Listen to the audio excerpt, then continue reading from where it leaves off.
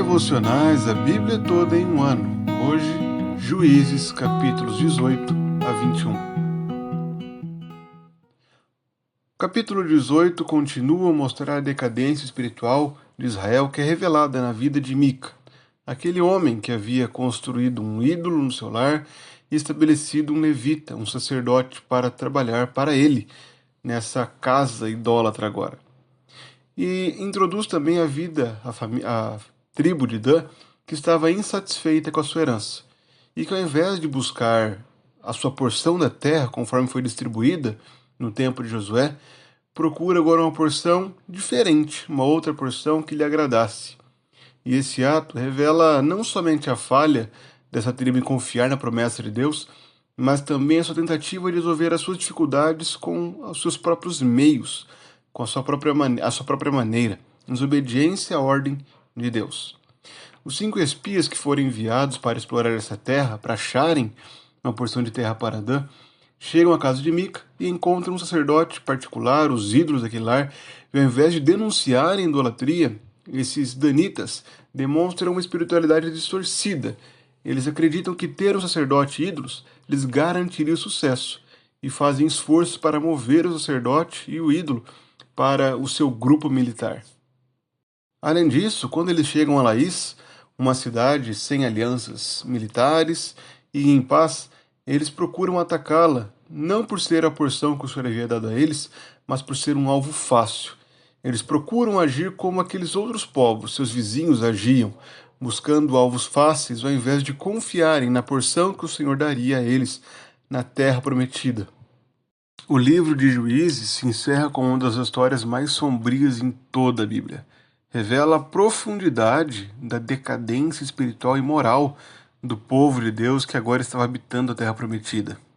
A expressão "naqueles dias não havia rei em Israel, cada um fazia o que parecia certo aos seus olhos", resume muito bem o espírito da época.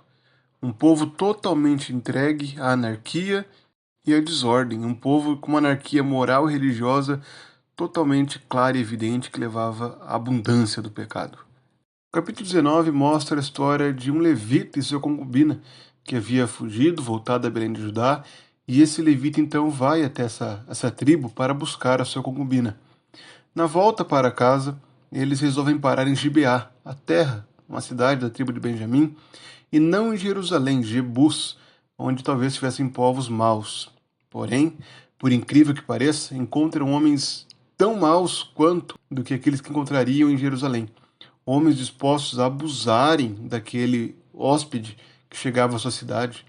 E por conta disso, eles entregam a concubina para aqueles homens que abusam dessa mulher. De manhã, quando ela está morta à porta da casa, aquele levita leva ela de volta para sua casa e a reparte em 12 pedaços, enviando cada parte do corpo dessa mulher para as demais tribos de Israel, provocando uma grande guerra, que é narrada no capítulo 20. As tribos pedem que os benjamitas entreguem os culpados, mas eles se recusam a fazer isso. E então provocam uma grande guerra. Inicialmente, a tribo de Benjamim resiste muito bem, devido ao seu poderio militar. Mas ao final da batalha, são quase que totalmente exterminados. Sobram pouquíssimos benjamitas, o que surge e leva ao problema que é narrado no capítulo 21, quando o povo de Israel tenta, de alguma forma, manter viva essa cidade, essa tribo. E então enviam inicialmente alguns habitantes, algumas mulheres virgens que habitavam em Jabes de Gileade, e em seguida a história se encerra com mais uma demonstração da decadência de Israel, em que há um incentivo para raptarem mulheres durante uma festa que era realizada nesse período, uma celebração realizada em um determinado período daquele ano.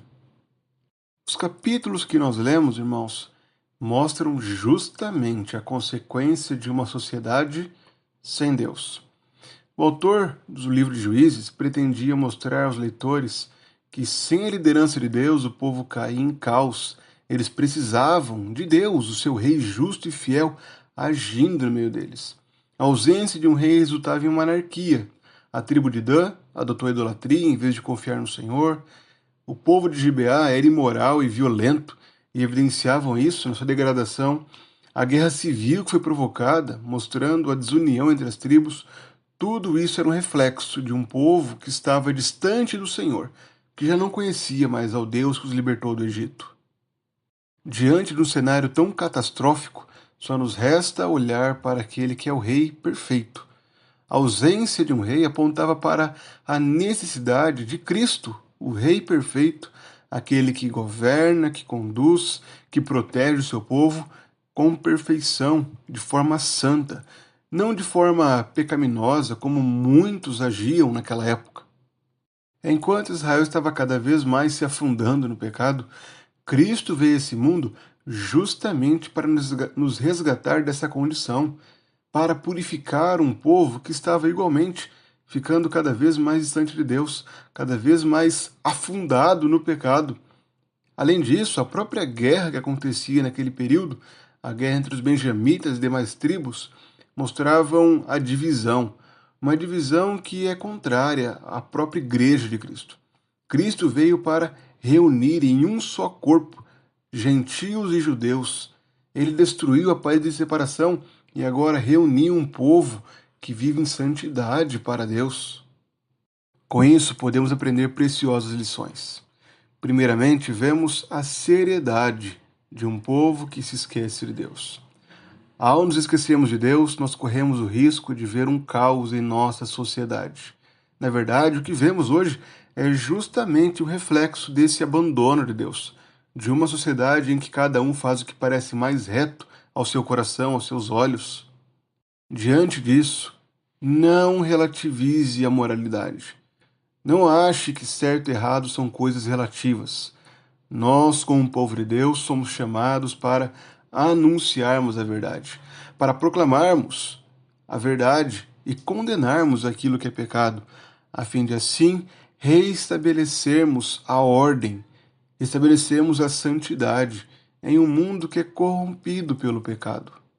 Por outro lado, também olhando para alguns temas que saem dessa passagem, devemos ser pessoas zelosas pela unidade na igreja. Não devemos agir em batalhas dentro de nossas igrejas e denominações.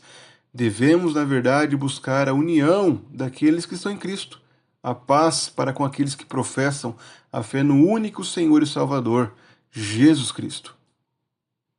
Após concluirmos esse livro, um livro em que repetidamente ressoa a mensagem de que cada um fazia o que parecia mais reto, pois não havia rei em Israel, devemos nos lembrar de que nós temos um rei.